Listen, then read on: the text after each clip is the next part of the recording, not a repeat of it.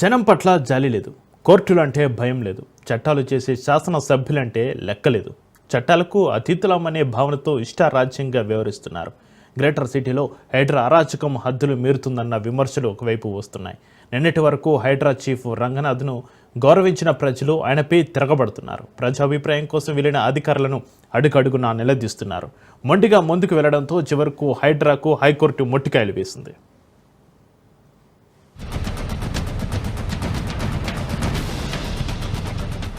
అక్రమ నిర్మాణాల కూల్చివేతలే లక్ష్యంగా ఏర్పాటైన హైడ్రా మొదట్లో చూపించిన దూకుడు చూసి రంగనాథ్ ని చాలా మంది మెచ్చుకున్నారు. సోషల్ మీడియాలో ఆకాశానికెత్తేశారు. ఈ ప్రశంసలు పొగడ్తలు విని తనంతవాడు లేడనుకున్న రంగనాథ్ క్రమంగా రూటు మార్చినట్లు ఆయన తీరును బట్టి జనానికి అర్థమైంది. అక్రమ నిర్మాణాలుగా హైడ్రా గుర్తించి కూల్చివేతలకు లక్ష్యం చేసుకున్న ఎన్నో ఇళ్లు, భారీ కట్టడాలు కోర్టు విచారణల్లో ఉన్నాయి. వీటిలో నిర్మాణాలకు గతంలో ప్రభుత్వమే అనుమతులిచ్చిందనే వాదనలున్నాయి. నాడు అనుమతులిచ్చి నేడు అక్రమమని కూల్చివేయడమేంటనే ప్రశ్నలు, ఆవేదన, ఆక్రోశం కల్లారా కనిపిస్తున్నప్పటికీ రంగనాథ్ టీం రచ్చ చేసుకుంటూ పోతూనే ఉండటం ఒక అరాచక వ్యవస్థను పెంచి పోషిస్తున్నట్లుగా ఉందని జనం గగ్గోలు పెడుతున్నారు.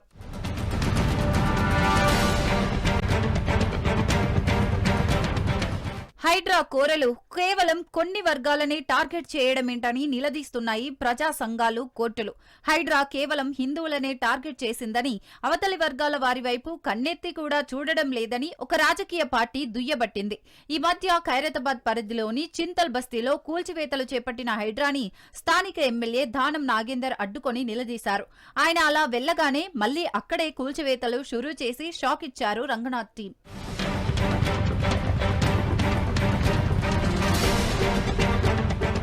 మొదట్లో ఎడాపెడా కూల్చివేతలు మొదలుపెట్టిన హైడ్రాని కోర్టులు తీవ్రంగా మందలించడంతో ఫలానా తేదీకి తర్వాత అక్రమంగా కట్టిన వాటినే కూల్చుతామని రంగనాథ్ చెప్పి కొన్ని కూల్చివేతలు మధ్యలో ఆపారు.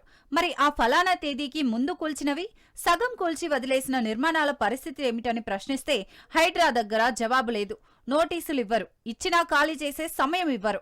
టైటిల్, లింక్ డాక్యుమెంట్లు, పట్టాదారు పాస్ బుక్ వంటి పత్రాలున్నాయని చెప్పినా వినరు.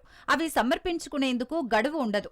ఒక పిటిషనర్ వేసిన కేసు నేపథ్యంలో ఇక సెలవు రోజుల్లో కూల్చివేతలు చేపడితే హైడ్రా అధికారులపై కఠిన చర్యలుంటాయని కోర్టు హెచ్చరించే వరకు పరిస్థితి వెళ్లింది.